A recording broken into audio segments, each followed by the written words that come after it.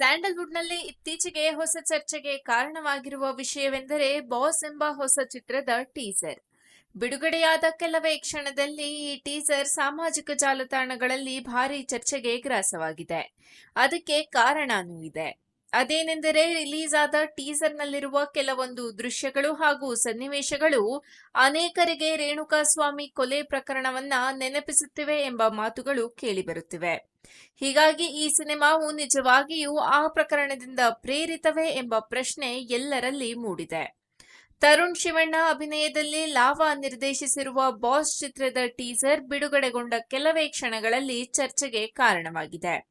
ಚಿತ್ರತಂಡ teaser release ಮಾಡಿದ ಕ್ಷಣದಿಂದ ಜನ ಇದು ಯಾವುದೋ ಸತ್ಯ ಘಟನೆಯನ್ನ ನೆನಪಿಸುತ್ತಿದೆ ಎಂದು ಅಭಿಪ್ರಾಯ ಪಡುತ್ತಿದ್ದಾರೆ.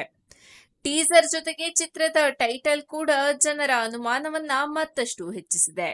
ಯಾಕಂದ್ರೆ ಸ್ಯಾಂಡಲ್ವುಡ್ನಲ್ಲಿ ಬಾಸ್ ಎಂದು ಕರೆಯುವುದು ಚಾಲೆಂಜಿಂಗ್ ಸ್ಟಾರ್ ದರ್ಶನ್ ಅವರನ್ನ. ಹೀಗಾಗಿ ಈ ಸಿನಿಮಾದಲ್ಲಿ ದರ್ಶನ್ ನಿಜ ಘಟನೆಯೇ ಇದೆ ಎಂದು ಜನ ಮಾತನಾಡಿಕೊಳ್ಳುತ್ತಿದ್ದಾರೆ.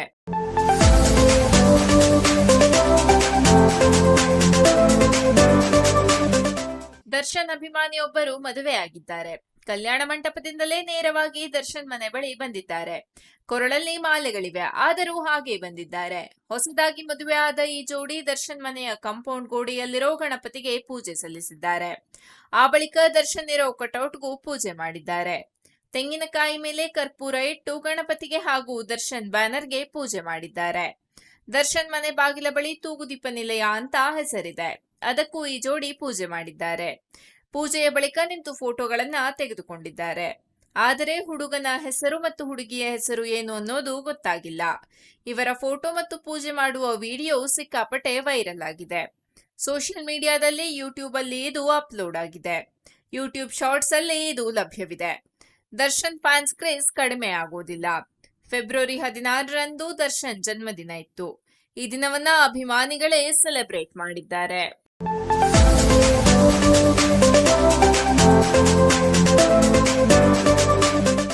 ಗೀತಾ ಭಾರತಿ ಭಟ್ ಅವರು ಸಿನಿಮಾದಲ್ಲಿ ತಮಗಾದ ಬಾಡಿ ಶೇಮಿಂಗ್ ಬಗ್ಗೆ ಮಾತನಾಡಿದರು. ಲವ್ ಮಾಕ್ಟೇಲ್ ಚಿತ್ರದಲ್ಲಿ ಹೂ ತರ ಇದ್ಲು ಹೂಕೋಸ್ತರ ಆಗಿದ್ದಾಳೆ ಎಂಬ ಡೈಲಾಗ್ ಇದೆ. ಈ ದೃಶ್ಯವನ್ನ ಗೀತಾ ಮಾಡಿದರು. ಥಿಯೇಟರ್ನಲ್ಲಿ ನೋಡಿದಾಗ ಅವರಿಗೆ ಶಾಕ್ ಆಗಿತ್ತಂತೆ. ಅದಕ್ಕೆ ಅವರು ತಕರಾರು ತೆಗೆದಿದ್ದರು. ಈ ವಿಷಯಕ್ಕೆ ಚಿತ್ರದ ನಿರ್ಮಾಪಕಿ ಮಿಲನಾ ನಾಗರಾಜ್ ಹಾಗೂ ನಿರ್ದೇಶಕ ಕೃಷ್ಣ ಅವರು ಪ್ರತಿಕ್ರಿಯಿಸಿದ್ದಾರೆ. ಅಷ್ಟಿದ್ರೆ ಸಿನಿಮಾನೇ ಒಪ್ಪಿಕೊಳ್ಳಬಾರದಿತ್ತು ಎಂದು ಖಡಕ್ ಆಗಿ ಉತ್ತರಿಸಿದ್ದಾರೆ. ಈ ಮೊದಲು ಮಾತನಾಡಿದ್ದ ಗೀತಾ ಅವರು ನಿರ್ದೇಶಕ ಕೃಷ್ಣನ ಬಗ್ಗೆ ಅಸಮಾಧಾನ ಹೊರಹಾಕಿದ್ದರು. ಸಿನಿಮಾದಲ್ಲಿ ಈ ರೀತಿಯ ಡೈಲಾಗ್ ಇದೆ ಎಂಬುದೇ ಗೊತ್ತಿರಲಿಲ್ಲ ಎಂದು ಆರೋಪಿಸಿದ್ದರು. ಈ ವಿಷಯಕ್ಕೆ ಸಂಬಂಧಿಸಿದಂತೆ ಯೂಟ್ಯೂಬ್ ಚಾನೆಲ್ ಒಂದಕ್ಕೆ ನೀಡಿದ ಸಂದರ್ಶನದಲ್ಲಿ ಮಿಲನಾ ಹಾಗೂ ಕೃಷ್ಣ ಮಾತನಾಡಿದ್ದಾರೆ. ಅದು ಬಾಡಿ ಶೇಮಿಂಗ್ ಮಾಡಿದ್ದಲ್ಲ, ರೈಮಿಂಗ್ ಆಗಿ ಬರೆದಿದ್ದು ಅಷ್ಟೇ ಎಂದು ಕೃಷ್ಣ ಅವರು ಹೇಳಿದ್ದಾರೆ. ಅವರಿಗೆ ಸಿನಿಮಾ ಪಾತ್ರ ಗೊತ್ತಿತ್ತು, ಈಗ ಮಾತನಾಡುವ ಅವಶ್ಯಕತೆ ಇಲ್ಲ. ಅವರು ಸಂಪೂರ್ಣ ದೃಶ್ಯವನ್ನೇ ಮಾಡಿ ಹೋಗಿದ್ದಾರೆ. ಕಲಾವಿದರಿಗೆ ಹೇಳದೆ ನಾವು ದೃಶ್ಯ ಮಾಡೋಕ್ಕಾಗಲ್ಲ.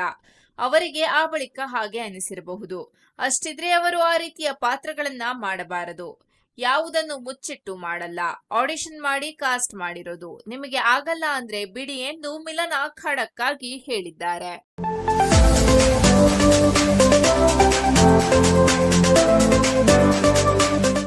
ಬಿಗ್ ಬಾಸ್ ಮಾಜಿ ಸ್ಪರ್ಧಿ ಸತೀಶ್ ಅವರು ನಟ ಸುದೀಪ್ ಮೇಲೆ ನಿರಂತರವಾಗಿ ಟೀಕೆಗಳನ್ನ ಮಾಡುತ್ತಾ ಬರುತ್ತಿದ್ದಾರೆ.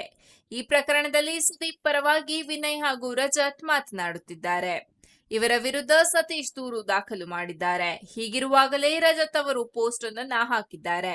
ಈ ಪೋಸ್ಟ್ ನಲ್ಲಿ ತಾವು ಯಾವಾಗಲೂ ಸುದೀಪ್ ಪರ ನಿಲ್ಲೋದಾಗಿ ಸ್ಪಷ್ಟ ಮಾತುಗಳಲ್ಲಿ ಹೇಳಿದ್ದಾರೆ. ಜೊತೆಗೆ ಒಂದು ಎಚ್ಚರಿಕೆಯನ್ನು ನೀಡಿದ್ದಾರೆ. ಸತೀಶ್ ಅವರು ಮೂತ್ರ ಮಾಡುವ ವಿಡಿಯೋ ಹಾಕಿದ್ದಲ್ಲದೆ ದಾದಾ ಯಾರ್ ಗೊತ್ತಾ ಹಾಡನ್ನ ಪೋಸ್ಟ್ ಮಾಡಿದ್ದರು. ಇದು ಸಾಕಷ್ಟು ಚರ್ಚೆಯನ್ನ ಹುಟ್ಟುಹಾಕಿತ್ತು. ಆ ಬಳಿಕ ಸತೀಶ್ ಅವರನ್ನ ರಜತ್ ಪ್ರಶ್ನೆ ಮಾಡಿದ್ದರು. ಸೋಷಿಯಲ್ ಮೀಡಿಯಾದಲ್ಲಿ ಎಚ್ಚರಿಕೆಯನ್ನು ಸಹ ನೀಡಿದ್ದರು. ಅಲ್ಲದೆ ವಿನಯ್ ಕೂಡ ರಜತ್ ಬೆಂಬಲಕ್ಕೆ ನಿಂತು ಸತೀಶ್ಗೆ ಎಚ್ಚರಿಕೆ ನೀಡಿದ್ದರು. ಈ ವಿಷಯಕ್ಕೆ ಸಂಬಂಧಿಸಿದಂತೆ ಸತೀಶ್, ರಜತ್ ಹಾಗೂ ವಿನಯ್ ಮೇಲೆ ಕೇಸ್ ಹಾಕಿದ್ದಾರೆ. ಈ ಬೆನ್ನಲ್ಲೇ ಪೋಸ್ಟ್ ಮಾಡಿರೋ ರಜತ್ ಅವರು ನಮ್ ಬಾದ್ಶಾ ಕಿಚ್ಚ ಸರ್ ಬಗ್ಗೆ ಮಾತಾಡೋದು ಅಲ್ಲ, ಕೆಟ್ಟದಾಗಿ ಯೋಚನೆ ಮಾಡ್ಬೇಕು ಅಂದ್ರೂ ಈ ಯಮಕಿಂಕರನ್ನ ಮೊದಲು ದಾಟಬೇಕು. ವಿ ಲವ್ ಯು ಸರ್ ಎಂದು ಸುದೀಪ್ ಜೊತೆ ಇರೋ ಫೋಟೋನ ವಿನಯ್ ಹಾಗೂ ರಜತ್ ಕೊಲಾಬ್ರೇಷನ್ ನಲ್ಲಿ ಪೋಸ್ಟ್ ಮಾಡಿದ್ದಾರೆ.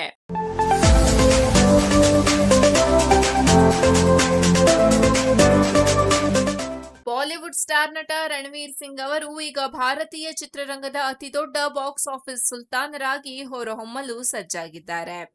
ಆದಿತ್ಯ ಧಾರ್ ನಿರ್ದೇಶನದ ದುರಂಧರ್ 2 ದಿ ರಿವೆಂಜ್ ಸಿನಿಮಾ ಬಿಡುಗಡೆಗೆ ಇನ್ನು ಕೆಲವೇ ದಿನಗಳು ಬಾಕಿ ಇದೆ.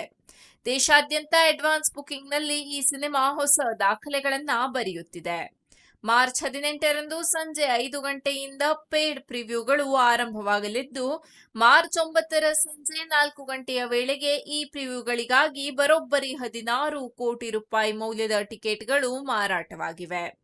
ಇದು ಹಿಂದಿ ಚಿತ್ರರಂಗದ ಇತಿಹಾಸದಲ್ಲೇ ಅತ್ಯಂತ ದೊಡ್ಡ ಮೊತ್ತದ ಅಡ್ವಾನ್ಸ್ ಬುಕಿಂಗ್ ಎನ್ನಲಾಗಿದೆ. ದುರಂಧರ್ 2 ಚಿತ್ರಕ್ಕೆ ಅಡ್ವಾನ್ಸ್ ಟಿಕೆಟ್ ಬುಕಿಂಗ್ ಹೆಚ್ಚಾಗುತ್ತಲೇ ಇದ್ದು, ಕೇವಲ ಪ್ರಿವ್ಯೂಗಳಿಂದಲೇ ಈ ಚಿತ್ರ ಸುಮಾರು 300 ಕೋಟಿ ರೂಪಾಯಿ ಗಳಿಸುವ ಸಾಧ್ಯತೆ ಇದೆ. ಪ್ರಮುಖ ಮಲ್ಟಿಪ್ಲೆಕ್ಸ್ಗಳಾದ ಪಿವಿಆರ್, ಐನಾಕ್ಸ್ ಮತ್ತು ಸಿನಿಪೋಲಿಸ್ಗಳಲ್ಲಿ ಈಗಾಗಲೇ 1.60 ಲಕ್ಷಕ್ಕೂ ಹೆಚ್ಚು ಟಿಕೆಟ್ಗಳು ಸೋಲ್ಡ್ ಔಟ್ ಆಗಿವೆ. ಈ ಹಿಂದೆ ಸ್ತ್ರೀ 2 ಸಿನಿಮಾದ ಪೇಡ್ ಪ್ರಿವ್ಯೂನಲ್ಲಿ 9 ಕೋಟಿ ರೂಪಾಯಿ ಗಳಿಸಿ ದಾಖಲೆ ಬರೆದಿತ್ತು. ಆದರೆ ದುರಂಧರ್ 2 ಬಿಡುಗಡೆಗೆ 8 ದಿನಗಳ ಮುಂಚೆಯೇ ಆ ದಾಖಲೆಯನ್ನ ಧೂಳೀಪಟ ಮಾಡಿದೆ.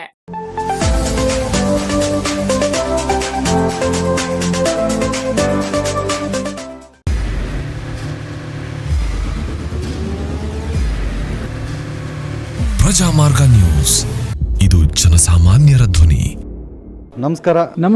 ನೀವು ನೋಡ್ತಾ ಇದ್ದೀರಾ ಪ್ರಜಾಮಾರ್ಗ ನ್ಯೂಸ್. ರಾಷ್ಟ್ರದ ರಾಜ್ಯದ ರಾಜಕೀಯದ ಬಗ್ಗೆ ಹೆಚ್ಚಿನ ಸಿನಿಮಾ ಅಪ್ಡೇಟ್ಗಳಿಗಾಗಿ ಫಸ್ಟ್ ಲೈಕ್ ಮಾಡಿ, ಸಬ್ಸ್ಕ್ರೈಬ್ ಆಗಿ, ಹಾಗೆ ಫಾಲೋ ಕೂಡ ಮಾಡಬೇಕು.